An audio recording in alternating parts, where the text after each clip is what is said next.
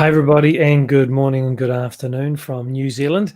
This is Craig from the University of Applied Research and Development here on behalf of our emergency management team. And we're delighted to have with us Chris Tantlinger, who's the Chief of the Westmoreland County Hazardous Materials Response Team and also the Deputy Emergency Manager Coordinator. Great to have you with us, Chris. Hello, great to be here. I'd love for you to introduce one of your team members, Michael, who's with us as well. Michael Bertolino is our finance and admin chief for the Department of Public Safety in the county, and also a former U.S. Marine and former fire chief for the city of Jeannette, which is within Westmoreland County. How you doing? Great to have you with us, Michael. Thanks for being here. Chris, I always think one of the marks of a great leader is when someone brings their team with them and they don't just go it alone. So thanks for bringing part of your team with us today. I appreciate that. You're welcome. They can pick up the slack for us. Hey, Chris, you've had a long and storied career in emergency management and fire safety. I'd love for you to just tell us how you got interested in this particular industry. What sparked your... I had been in the private industry, in specialty construction, and we had probably been everything from pipeline construction and inspection to demolition of hazardous materials facilities, and also just general construction for utilities, water, sewer, fiber optic, cable, power, and that was the first half of my career, and then later came into the Hazmat coordinator position within the county. And is this something that you dreamed about when you were in high school, or did you just step into it? Well, it was interesting. When I was in first grade in school, we had a fire drill the first week of first grade, and that was interesting. Well, the next week, the school burned down, and we were rushed out of the building, and we went to follow the fire drill that we had practiced the week before, and we couldn't go that direction. The main entrance was full of smoke, and we had to go out the fire escape, which we actually didn't practice that in the fire drill. And then we were ushered out to the center of the property. It was a St. Xavier's preparatory school, and we watched all the fire trucks come in, and then the fire ensued because it was an old type Class A structure, wood frame built, but very beautiful school, but it burned to the ground, and we were there in the middle of that. And so that was my first inclination. And then, of course, if you're familiar with the emergency show here in the U.S. With John Gage and the Los Angeles Fire Department, watching that, growing up with that, it always was a part of that. And then later on, my grandfather and uncles were part of the original charter of a township fire department, and they actually built the fire station and were a part of that. So I got to see that as well as I got into my pre-teens. So. What a great experience seeing that established. Yeah, it really was, and really got to see that it's all about helping others, and that's what it is at the end of the day. So, Chris, I see that Bud has joined us as well. I hope that Bud can jump on with us and get his camera on as well. Would you like to introduce Bud? Yes. Bud is the director of public safety here in Westmoreland County. I've known Bud for about 15 years, and he was part of the Pennsylvania Emergency Management Agency, and also a director of operations at the Commonwealth level for response for a period of time in Homeland Security. And so now he's my boss, and we work hand in hand daily. So we got a great team here. Hi, Bud. Oh, Bud, you don't have audio, but we are able to see you on video. I should be good now. You are good now. Yeah, well, I said good afternoon or whatever time it is over there, but thank you for the introduction, and we're proud that of Chris's accomplishments to be recognized for him to share his story and his thoughts for his presentation. Thanks for being here, Bud. Really appreciate it. And also, Michael, firstly, thank you for your service. How did you get involved in emergency management and fire safety? On my side, it was pretty easy when I had a father that was a volunteer fireman, and my mother and father both were in the emergency medical fields as well. So I grew up not knowing any different. So I became a junior fireman at the earliest age of 10, and then into a fire explorer troop at the age of 14, and I'm still at it. I was very fortunate to have career paths that followed that, or aligned with that as well. In between the Pennsylvania State Police as being a dispatcher, and then moving into, after 9/11, moving into the Pennsylvania Office of Homeland Security, and then the Pennsylvania Emergency Management Agency. So there, I had 35 years in state government, basically. Retired, and I was sitting at home for a few weeks enjoying my retirement, and I got a phone call saying that, hey, you're retired now, and we kind of like need a director out here for our county public safety department. What do you think? I turned them down once, and but they were persistent. So here I am, almost 8 years later. I'm still at it. Wow. Back in the saddle. Yes, exactly. And I wouldn't want it any other way. It's as frustrating as it is, it's also rewarding. Fantastic. Well, thanks for being here with us this morning, Bud. Michael, why don't you share with us your background as well? Well, basically, I pretty much mimic Bud's story there. I grew up with my family being in a volunteer fire department, so that was just the way that it's been. Went to school for criminal justice with a bachelor's degree, and went to the military for a military policeman, figuring that's what I wanted to do. When I graduated, I ended up becoming a fireman. So total opposites of the spectrum there. But once I retired from the fire department, this position came open and I had applied for it.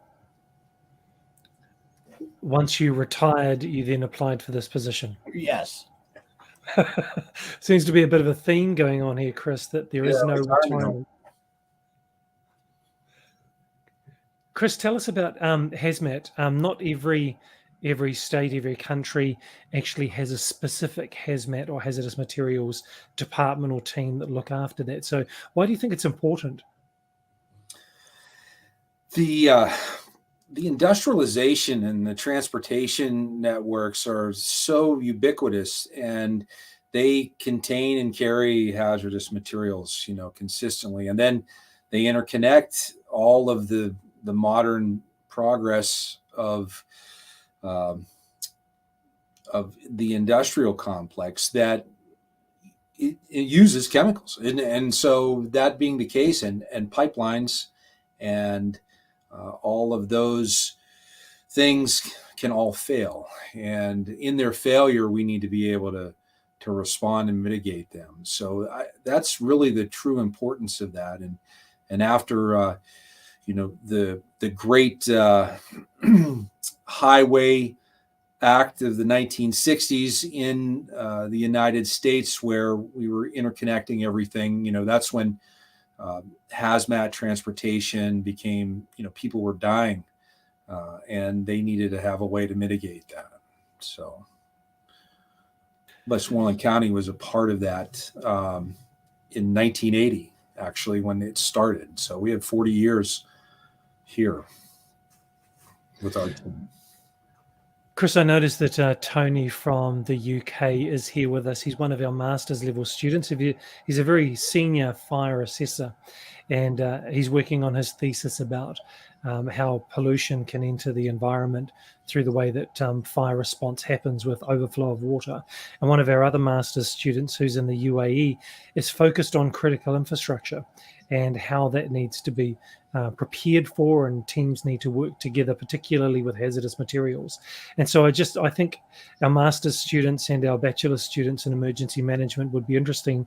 It would be interesting for them to hear some of those principles and systems that you've put in place, particularly to look after critical infrastructure in your area.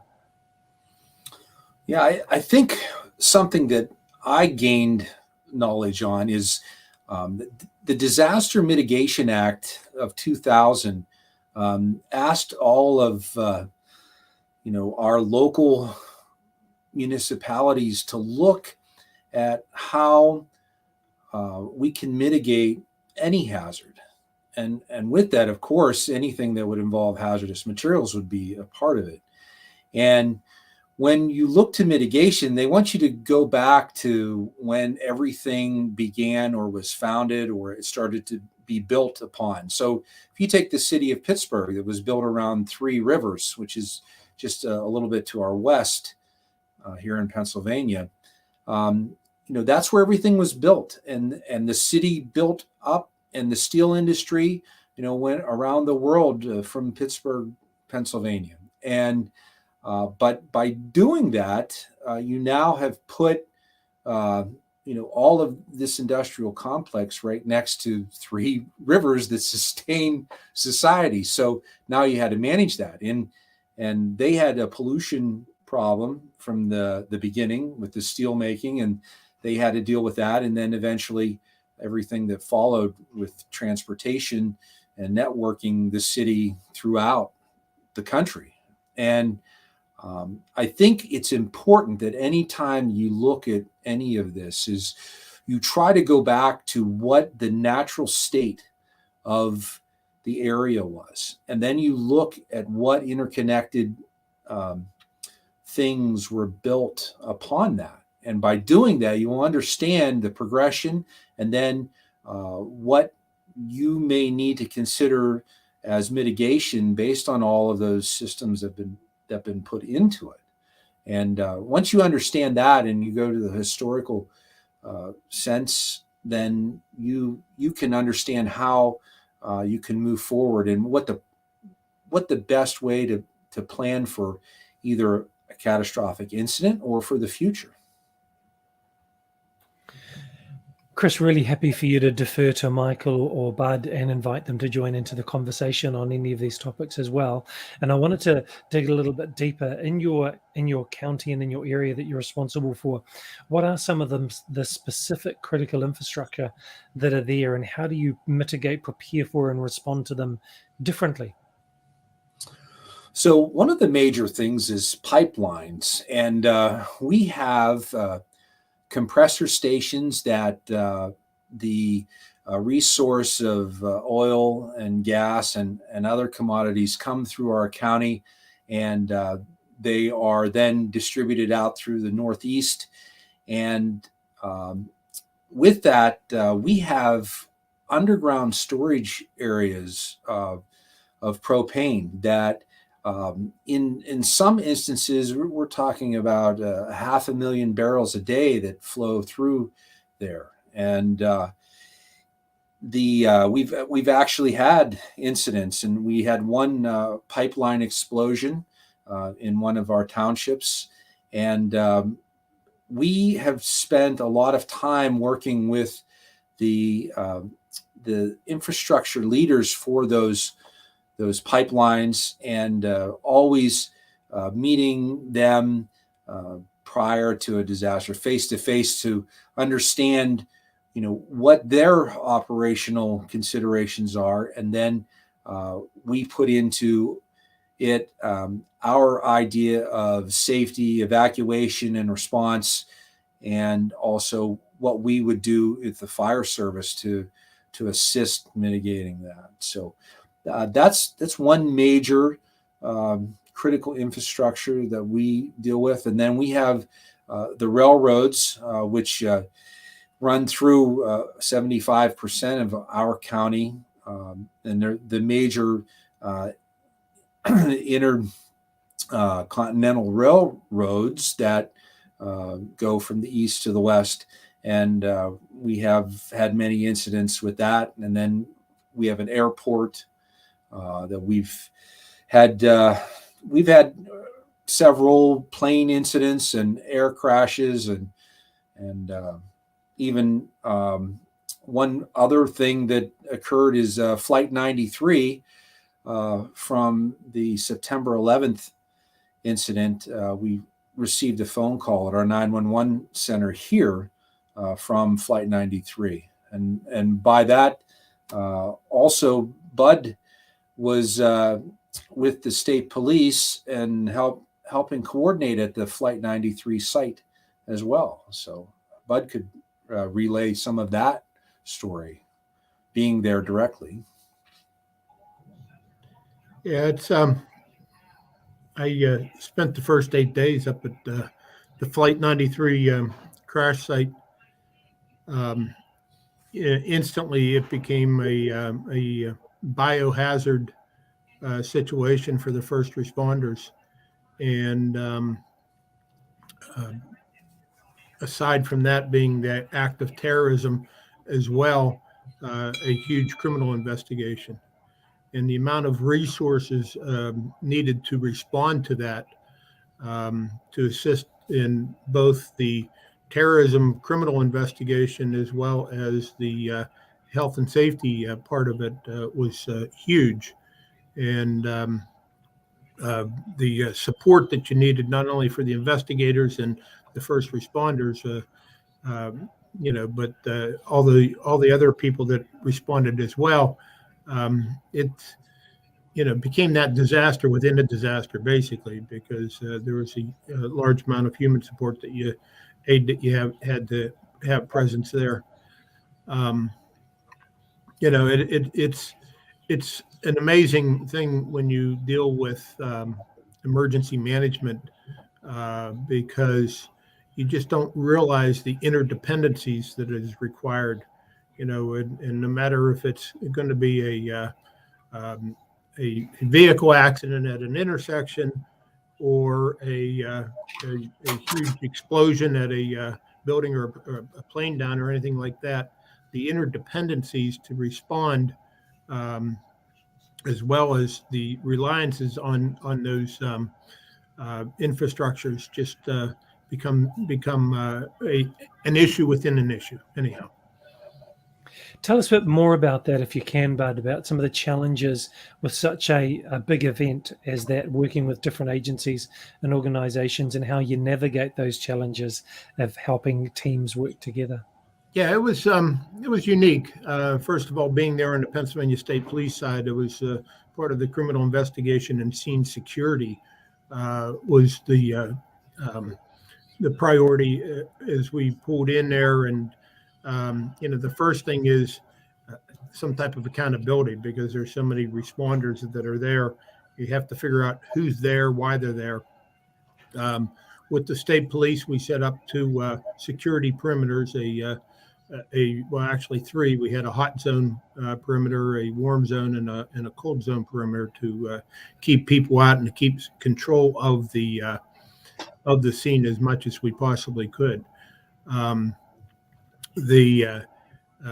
Simultaneously, then you have to, do your, develop your operational incident action plan, so to speak, that you can understand what your next moves are and your future moves are going forward, and making sure that you have the resources there to provide that. And then again, it goes back to taking care of everybody. Everything from the porta-johns, and you're in the middle of a field out of nowhere, but how are people going to even wash their hands and that type of stuff. Feeding them. It was a 24-hour-a-day operation, I served 8 days there, and I know that it continued even longer after I left. So it's not just the response to the plane down. It's not just the criminal investigation, but it's all the interdependencies that you have to deal with that's connected with that response. Wow. It was funny. It was like I remember making phone calls about getting horse feed into the scene. And horse feed, well, we had the Pennsylvania State Police had a mounted patrol that was working in between the warm zone and the cold zone, keeping everybody out. And we probably had about 12 or 16 mounted horsemen there. So where do you put them to go to sleep? How are you going to feed them? How are you going to take care of them?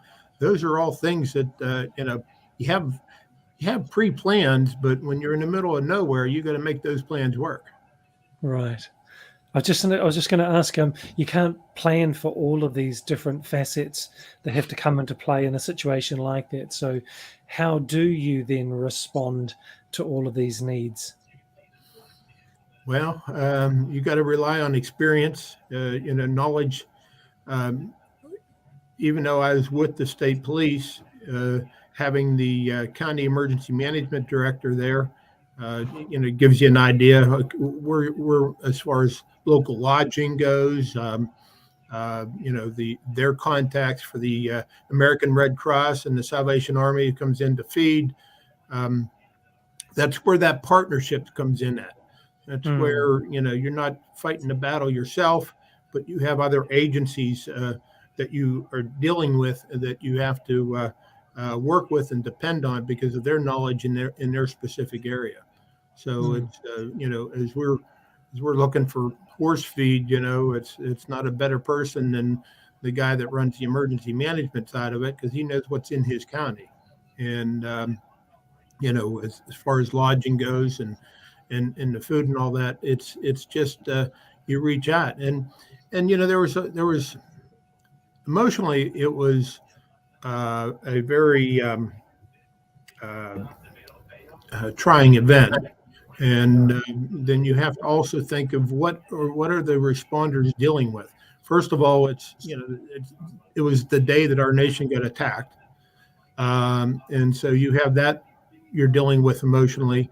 You're witnessing one of the major events that happened during that attack, and you know that there was lives lost, and it's like having that. Critical stress support was also important there. And at a magnitude, though, that you have such a huge response there, hundreds of people there that can actually handle that. And again, it's a bunch of different agencies that work together to try to make that response as in line as possible, meeting all the needs. Thank you, Bud. Chris, can I pick up on that, what Bud just said about the stress, the anxiety, the different things that people are managing in their minds and in their hearts and in their spirits as they're responding to situations small and big. How do you train your teams to deal with the stresses that come with the role in emergency response?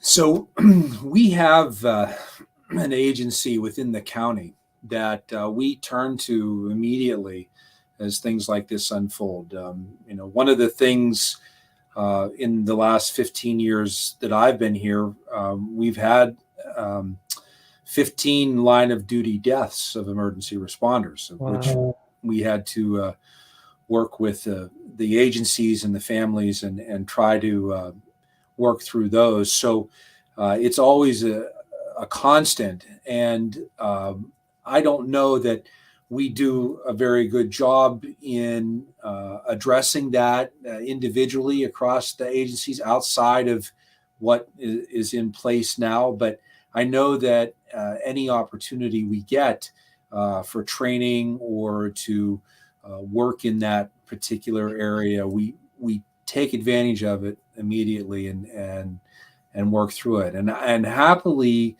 I think we can say that we have an extremely strong and large network, family, if you will. That's our work family that helps us go through Right. those incidents. And then being an emergency responder, we've all been imparted to do the job, and then we work afterwards in that. And I don't know of anybody that's ever been left without trying to help them if they need something.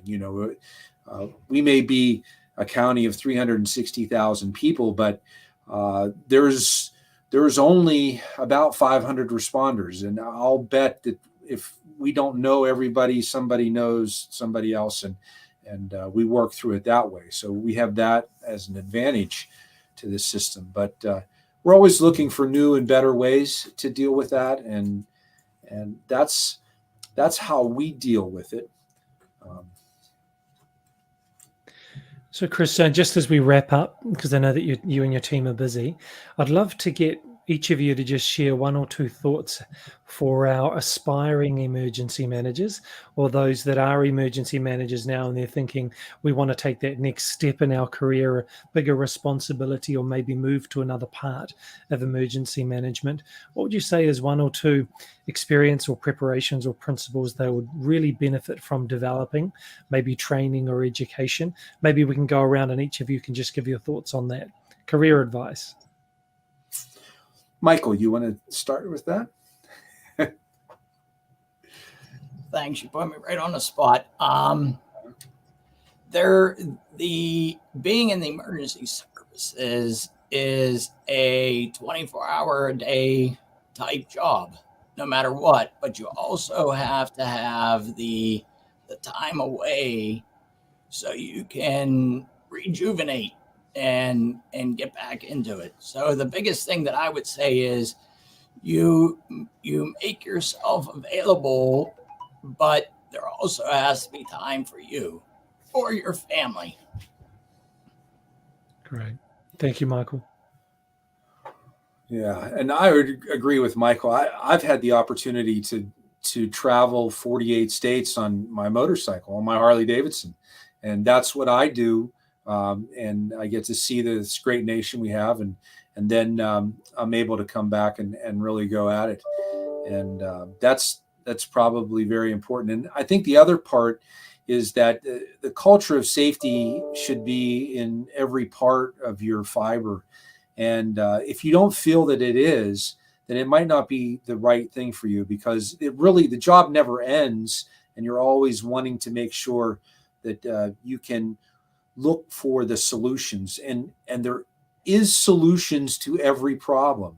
And if you just try to think of what that solution might be, you'll find your way through any catastrophe or disaster or whatever. And that's the real key. If you're a problem solver, I think you'll have a great career. Thanks, Chris. Bud. Well, I have to repeat as Michael started out, the family is important and your time off is important. I've been married 43 years. So, just the other day, it was, my wife was saying that, when can we turn these fire radios off? And, because they've been on for 43 years and all that other stuff, but she's part of it as well. And all that. But I have to think that the biggest thing is, two things is, first of all, is you got to lead by example, and you have to, egos have no part in emergency management. Once the ego comes in, it overpowers you, and to the point where your ego becomes more important than your mission. And that's something that we say here an awful lot is, what are we doing here? And because you get a lot of high powered decisions that you have to make, a lot of requests that comes in and all that other stuff. And you really have to go back to your basic mission. What are we doing here to make those decisions? and your ego, because you have this like sense of power, has no fit into it. And with that, then you have to have the ability to build relationships. It's there's no fine rule of building a relationship with the exception of being able to cross whatever line it is possible, because the best tool for that's a handshake, but you have to be able to work with your partners that are out there, and again, leaving the ego aside, and accepting what they have as their part of their mission, because you can't do it alone. And there's no catastrophe, there's no disaster that's a one entity response. You have an accident, you have police, fire, and ambulances responding to it. You have a house fire, you have police, fire, and in emergency management, those entities even grow depending on the size, and so you have to be able to work with others. Thank you, Bud. Just to summarize for everybody, have time away, have your passions and travel as well. Make sure that culture is inside your DNA of emergency management. Make sure it's really the thing that gets you awake, and leave your egos out. It has no place in emergency management, and to build relationships. I think that's great advice. So I really want to thank the three of you for giving your time today to share your wisdom and your experiences with us, to our students, our faculty, and those watching the recording. Chris, thank you for your leadership. Thank you for bringing your team. Thank you for the work that you do. Our pleasure. Thank you very much. Thank you. Thank you. Thank you. And those of you that are watching the recording, if you are an emergency manager and you'd like to get all the experience and training that you have recognized, and you would like to complete a bachelor degree or a master's degree, UARD, our university, has emergency managers who are part of our faculty team, and we can give you academic credit for your experience, your training, and for what you do, because we recognize that you bring incredible talent, incredible experiences, and incredible skill set to the table. So we'd love to help you get your academic goals reached, as well as your career as well. So we look forward to seeing you on our next emergency management videocast. Thank you, gentlemen.